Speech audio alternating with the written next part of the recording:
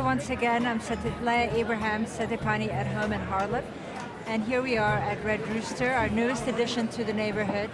It's wonderful to have Marcus Samuelson right up the street from us. It's become a real hub to the community. It's bringing people that would have found Harlem a little intimidating coming up to Harlem, taking taxis. We're right around the corner from the train station. It's probably one of the busiest corners of Harlem, but right as you walk in, you'll see that Red Rooster is an oasis. Welcome to the Rooster. I am Derek Fleming. I'm Marcus's business partner. We have another partner, Andrew Chapman, and the three of us have worked very hard to bring what you see now as the Red Rooster to the neighborhood.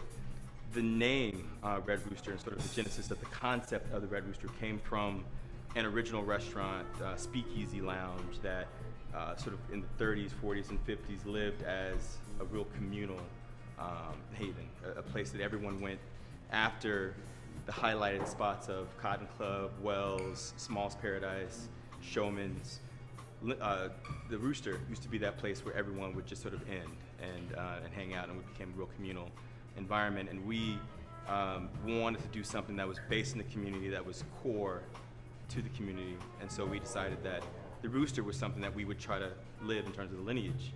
So that's really what we're about. We're about reclaiming the history of what we think the best and brightest of Harlem is, and contemporizing that. Aesthetically, what you see here, all the artwork is done by local artists, but notable artists. So all the work you see is by people of Harlem, or it's a product for Harlem, and but that's really what we tried to do. We took the artwork, the copper, the mahogany, the brass, a lot of those classic archetypes that when I was doing my research about Harlem, what I saw coming out, I tried to bring in here and contemporize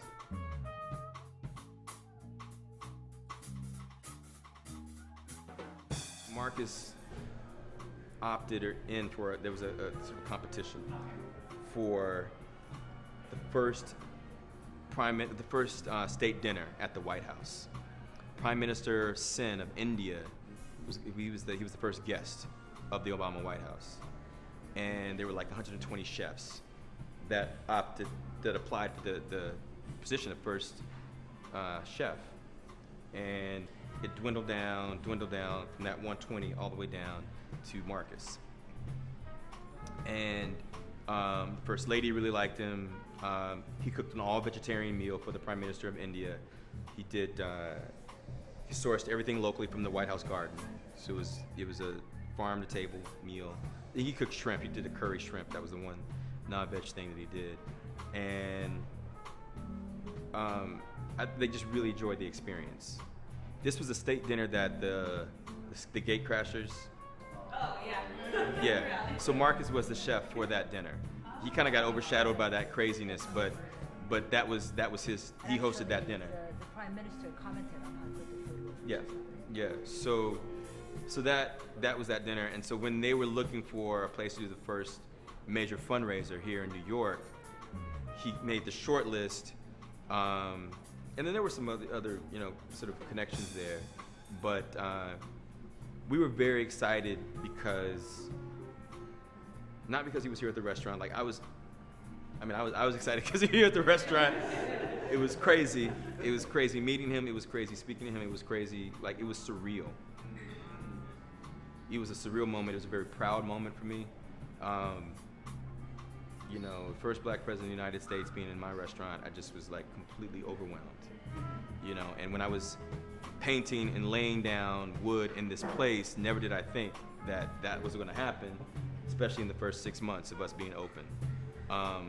But what was really, really exciting was that Harlem got a chance to showcase itself. Without any, because he didn't just come here, he also went to the Studio Museum for a reception right after he left here. And everything went off without a hitch. It was like he came through the neighborhood, the motorcade, people were crowded in the streets, but they were celebrating. it was a $30,000 a plate dinner.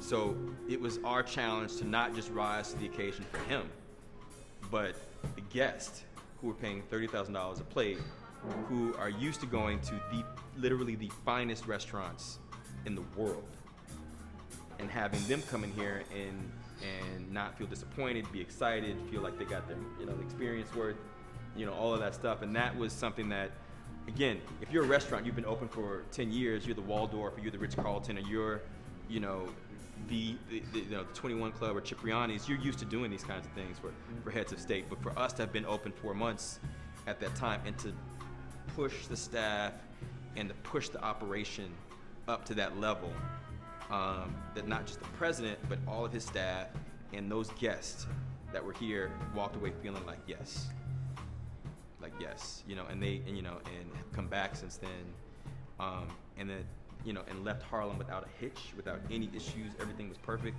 That's what was exciting.